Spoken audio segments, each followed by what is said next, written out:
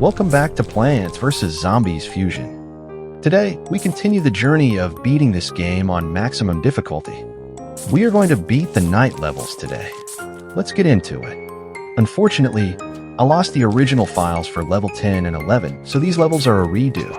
Let's get started. Level 10 gives us Puff Shroom for the night stages, which is considered a really scary level for the early game because we start with less sun and lose passive sun production.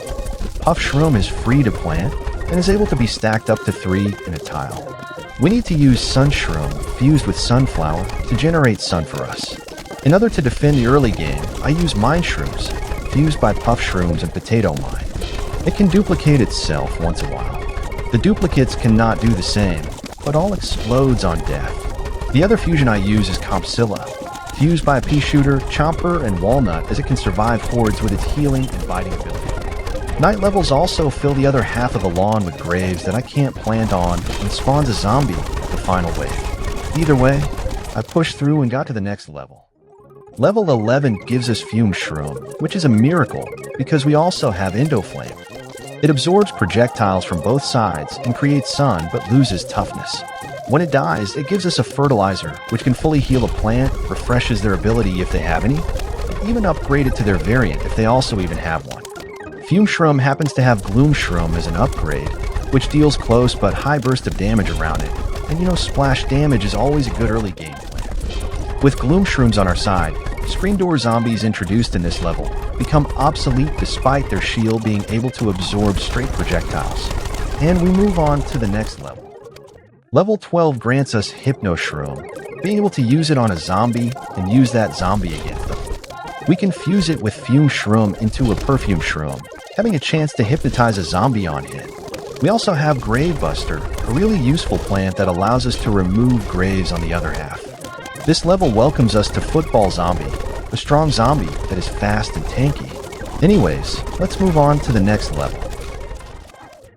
We did not unlock any plants in level 13, but we now have a passive source of fertilizers, which is on the upper left corner of the screen. This level also teaches us how to use the fertilizer, but I already explained to you how it works, so no more waiting then. This level brings along a pole vaulting zombie, which is deadlier than during the day, because now we can't reliably bait their jump. Fortunately, tall nuts block their jump, so we can be safe from early pole vaulting zombie attacks. I also use a fusion that helps with sun production called Bright Shroom, fused by Sunflower and Fume Shroom. It stores sun in a 5x5 area, and when it produces that stored sun and multiply its value by 1.3, which is a nice investment for longer levels. I also use Pea Shrooms in this level.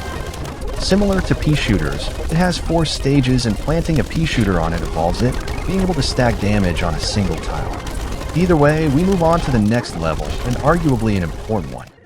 Once we unlock Scaredy Shroom, I went to the third fusion challenge of the series, Charm Shroom. Yeah, no second names this time. Fused by a Fume Shroom, a Hypno Shroom, and a Scaredy Shroom, it shoots slower, but their projectile has splash and also has a chance to hypnotize a zombie. Of course, it is a really good early game plan thanks to its cheap total cost and its ability. However, the zombies we face is not so easy at all. Football Tallnut zombies are here, and they are really tanky. Pole vaulting zombies are also here to force us using tall nuts, but speaking of which, Football Tallnut zombies drops a football helmet, and we can fuse it on tall nuts to double their toughness, now being able to get a repair by getting another helmet on it. Glacier Tallnut zombies are also here. It is also tanky, but not as much as the, hoop, but it is immune to ice effects, which may not seem like much, but it will later. It took 2 tries to get Charm Shroom for the rest of the game. Thanks to Charm Shroom, level 14 was made easy. There is not a lot to talk about, but I can talk about some Scaredy Shroom fusions. Scaredy Shroom by itself is cheap, it can fire spores across the map, but hides when a zombie gets near it. Trippy Shroom, fused with a Hypno Shroom, hypnotizes a zombie once all 7 different type of spores land on that zombie. Plucky Shroom shoots 2 projectiles at once and starts dealing group damage when zombies get close instead. Sunny Shroom, fused by a Sunflower, generates sun faster as long as no zombies get close to it. Blasty Shroom, fused to the Cherry Bomb, creates an explosion when it hides. Nutty Shroom, fused with a Walnut, is tanky and knocks the zombies back after hiding for a while. Chippy Shroom, fused to the potato mine, shoots powerful single damage shots, but damages itself in the process. That's all for now. Let's move on to the next. Level 15 gives us Ice Shroom and teaches us about the Cryo Point system. When Ice Plants attacks a zombie, get Cryo Points. Once that value is full, the zombie gets frozen and takes extra damage from Ice Plants while being frozen. However, the more times the zombie gets frozen, the less frequent frozen effect occurs. A zombie loses all Cryo Points after being thawed. Fusing plants with Ice Shroom usually freezes all zombies upon doing so. Some Ice Shroom fusions are pretty handy. Frost Shroom, fused to the Fume Shroom, can spread its ice effect on group of zombies. Glacier Tallnut gets health when an Ice Shroom effect is casted, and also frosts zombies that eats it. Anyway, we move on to the next level. Having Doom Shroom means I am doing the next fusion challenge, Doom Spike Shroom, also known as Doomical Shroom. Dude, I don't want to use two names, man. Fused by Fume Shroom, Ice Shroom, and Doom Shroom, it now has a full range and fires 4 Doom Spikes.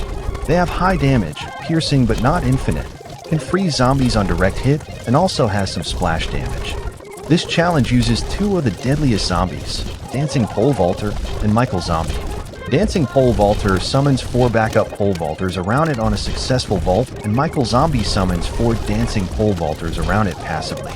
Tallnut is a necessity here, but thanks to Doom Spike Shroom, damage output is not an issue. Combined with Charm Shroom, and we have it for the entire game now. Weirdly enough, level 16 teaches us a certain fusion, Soot Shroom, also known as Fallout Shroom. Oh my god, I feel like this is a recurring issue with names. Combined by a Fume Shroom and a Doom Shroom, it is basically an interactive cannon that fires a lane-long fume that has really strong damage, but has a long recharge for each fire. Doom Spike Shroom similarly makes this level a cakewalk. But I should talk about the Doom Shroom fusions. By itself, it's like a nuke, and fusing it also triggers a nuke explosion. Frenzy Shroom, fused with a Scaredy Shroom, shoots faster as it fires, but explodes when a zombie gets close to it. Apocalypse Shroom, fused by an Ice Shroom, now additionally freezes zombies as well. And yeah, that's the few relevant ones for now. This level does not give us anything, but a quick information about the football Tallnut zombies that I have previously mentioned before. It is still handy for blocking off Dancing Pole Vaulters, though this level is probably the least thing to say about. But this is where I realized that Scaredy Shroom also has the Puff Shroom spreader trait. Only for this time it creates Puff Shrooms at the front and next lanes. I should use this time to talk some other fusions. Football Gatling, fused with a Gatling P and a football helmet, fires heavy projectiles, and every few shots scares a football zombie away. Icicle Shroom, fused with a P Shroom and an Ice Shroom, gives the projectile infinite piercing and ice effect. Yeah, that's all. Time for the final and probably rage-inducing level. Level 18 is the final level of the night, and like the day, it tests our skill with everything we had in giving Gloom Shroom. You already know how it works, so I'll just skip it. While you are enjoying this time lapse of the winning attempt, I want to talk about the YouTube content regarding of this game. This game is usually filled with content farm channels, probably because the game itself is in Chinese. I don't know why this game is the ideal place for farming content like this. I love this game because of the amount of content this game offers to me, and everyone else. But there has been a rise of gameplay videos about this game by popular content creators, and I hope that this game is not left to rot by the lack of content. Okay, I'll see you next time.